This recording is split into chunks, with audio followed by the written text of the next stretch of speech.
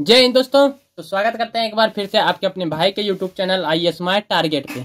तो दोस्तों हर दिन की भांति आज भी लाए हैं आप लोगों के लिए आंसर राइटिंग प्रैक्टिस, ठीक ना।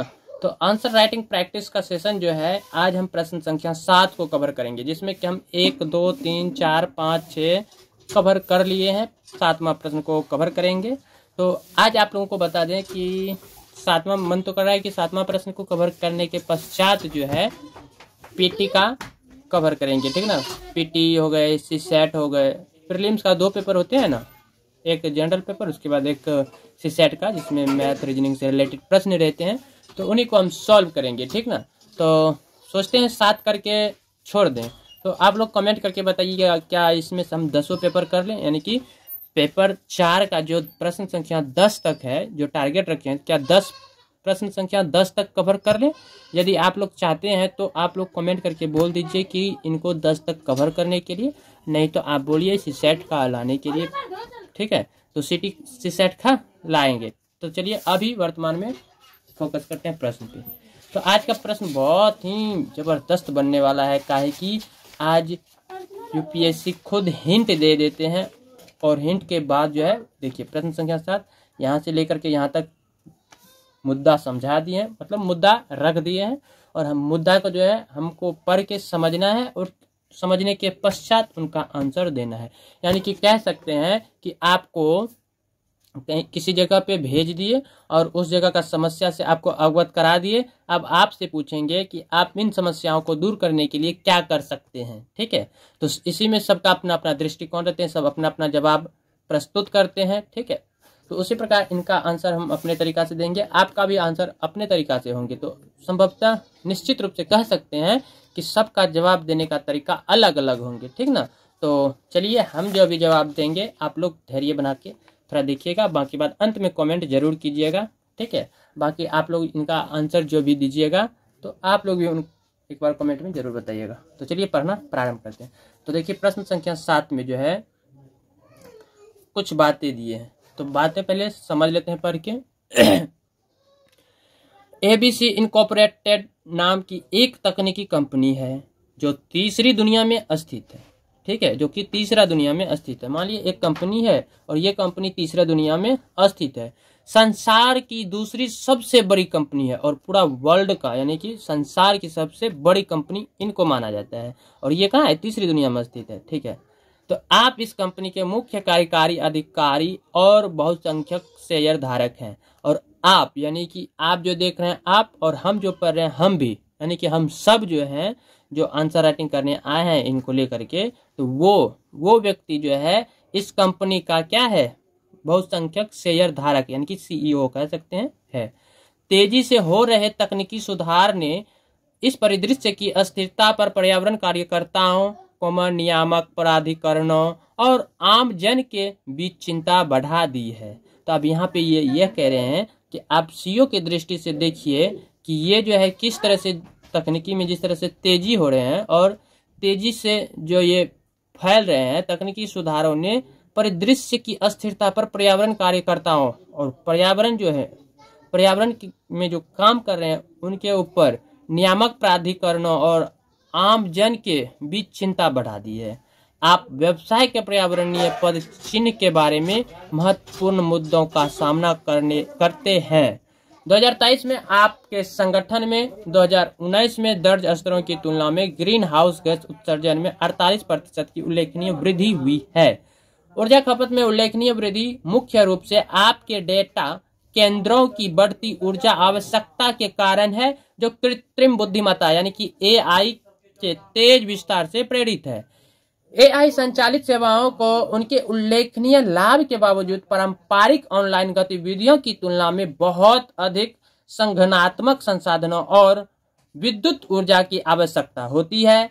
प्रौद्योगिकी के प्रसार से पर्यावरणीय प्रभावों पर चिंता बढ़ गई है, इसके फलस्वरूप चेतावनियां भी बढ़ गई है।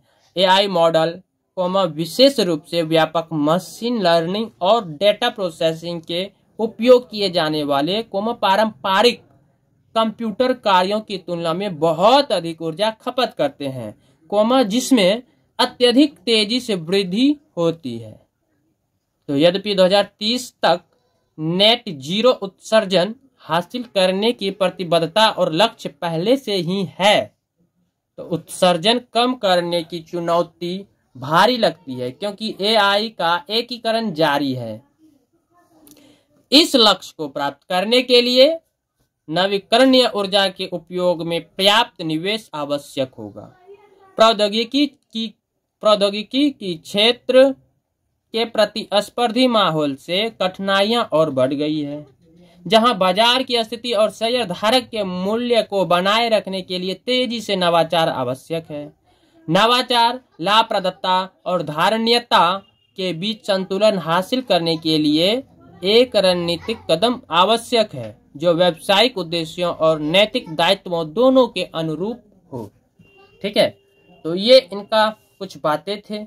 अब इनसे रिलेटेड ही हमको आंसर देना है, ठीक ना। तो मुद्दा यहाँ पे पढ़ लिए, और आप लोग भी वीडियो को रोक करके थोड़ा पढ़ लीजिए अपने से, उसके बाद मुद्दा को समझिए। क्योंकि ये मेरा तीसरा बार है इनको पढ़ने का, ठीक ना।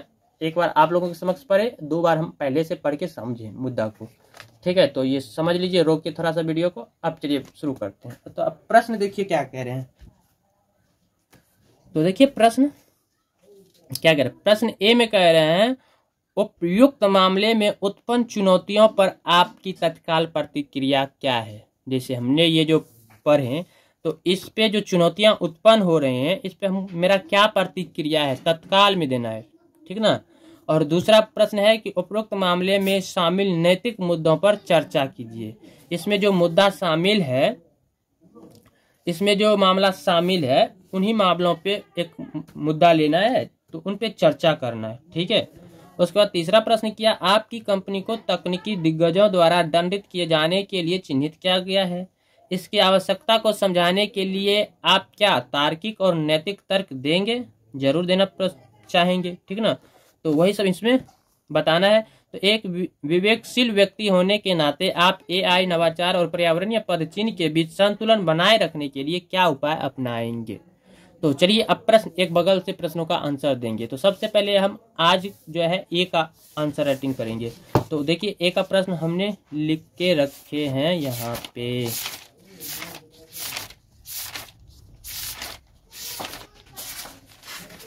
तो देखिए यहाँ पे हम प्रश्न लिख लिए हैं। क्वेश्चन संख्या 7, प्रश्न ए का है। प्रश्न ए का है, उपरोक्त मामले में उत्पन्न चुनौतियों पर, ठीक है, आपकी तत्काल प्रतिक्रिया क्या है। तो चलिए अपना प्रतिक्रिया दे रहे हैं। इनको हम पढ़ लिए और पढ़ के हम इनको समझ लिए हैं। तो अभी हम जो है इनमें उत्पन्न आपकी तत्काल प्रतिक्रिया क्या है, तो इसमें हम लगभग 3 प्रतिक्रिया का 3 को उत्तर देंगे, ठीक ना। मात्र 3 प्रतिक्रिया के बारे में बताएंगे। तो चलिए वही 3 प्रतिक्रिया जो माइंड में आ रहे हैं वही हम लिखेंगे। आ क्या रहे हैं, यहीं पे दिया हुआ है, आप लोग ध्यान से पढ़िए, ठीक ना। और ध्यान से पढ़ के समझिए, यहाँ पे सारी बातें बता दिए हैं, ठीक है।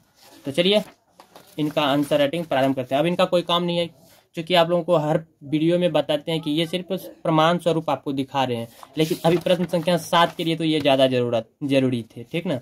तो चलिए इनको हम पढ़ के समझ लिए, बाकी आप लोग रोक करके वीडियो समझ लीजिए पढ़ के। उसके बाद आंसर राइटिंग जब लिखेंगे तो आप लोग देखिएगा और धीरे धीरे पढ़िएगा। बाद में अंत में हम पढ़ के आपको आंसर जरूर सुनाने का प्रयास करेंगे। तो शुरू किया जाए, शुरू करते हैं।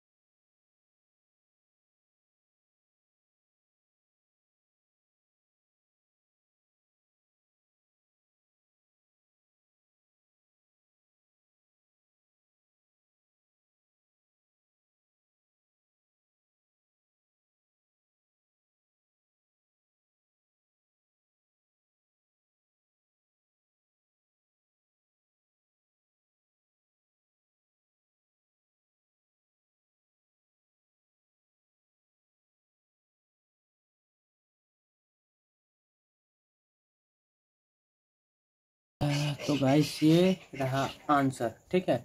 तो अब चलिए एक बार आप लोगों के बीच एक्सप्लेन करते हैं।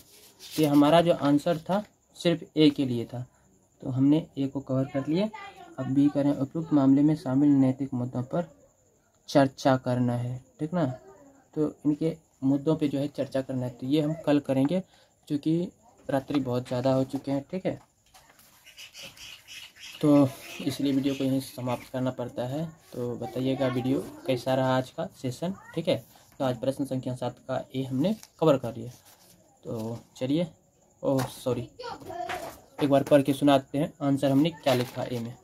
तो देखिए प्रश्न कुछ इस प्रकार से थे जिसमें कि हम आपको बता दिए थे। तो जो बीच में ज्वाइन किए उनको एक बार प्रश्न दिखाते हैं।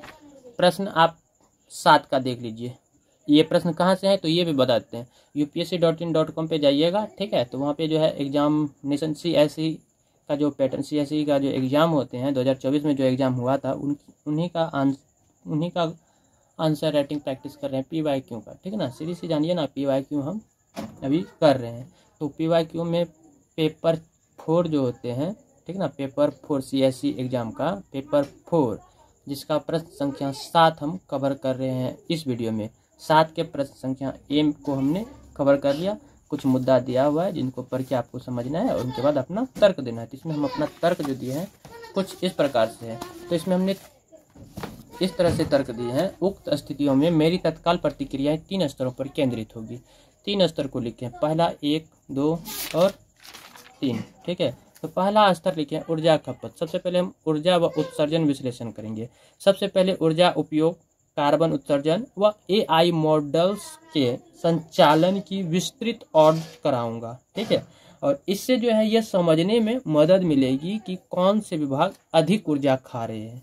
और दूसरा हम ये करेंगे कि संवेदनशील और पारदर्शिता लाएंगे, जैसे पर्यावरण कार्यकर्ताओं, नीति नियामकों और आम नागरिकों को पारदर्शिता के साथ कंपनी के प्रयासों की जानकारी दूंगा ताकि विश्वास बना रहे जनता का, ठीक है। और तीसरा हम देंगे कि तत्काल उपाय, जैसे रिन्यूएबल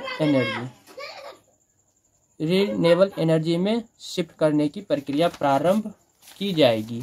जैसे डाटा सेंटर्स में ग्रीन एनर्जी AI प्रशिक्षण को एनर्जी इफिशिएंट सिस्टम पर शिफ्ट करना, ठीक ना। एनर्जी इफिशिएंट सिस्टम जो होता है उन पर शिफ्ट करना। यह प्रतिक्रिया मेरी कंपनी की जिम्मेदारी तकनीकी नवाचार और पर्यावरण संतुलन के बीच त्वरित संतुलन बनाएगी, ठीक ना। तो ये था हमारा तर्क। बाकी आप लोगों का तर्क संभवतः हो सकता है अलग होंगे, या जैसे बचपन में अपना लोग, या बहुत सारे हैं जब 10th छोड़िए 8th क्लास में सरकारी गवर्नमेंट स्कूल में जब पढ़ते थे, सरकारी कहिए गवर्नमेंट कहिए, गवर्नमेंट इंग्लिश नाम हुआ। तो जब गवर्नमेंट स्कूल में पढ़ते थे तो इस तरह से आता था, तो वैसे टिक कर करके बनाते थे। वो दिन हमको याद आ जाते हैं। अब थोड़ा हम इनको पढ़ के समझ जाते हैं तो अपने तरीक़ा से इनका जवाब देते हैं, ठीक है। तो यही था इनका आंसर, पढ़ के आप लोगों को सुना दिए।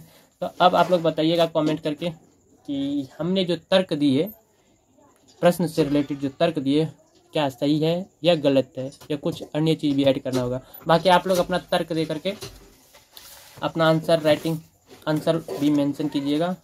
चलिए मिलते हैं अगले वीडियो में, 7 का भी कवर करेंगे। और आप लोग भी इन मुद्दों को समझिए, ठीक है। हमको भी समय और मिल गया और हम बेहतरीन तरीक़ा से प्रयास करेंगे।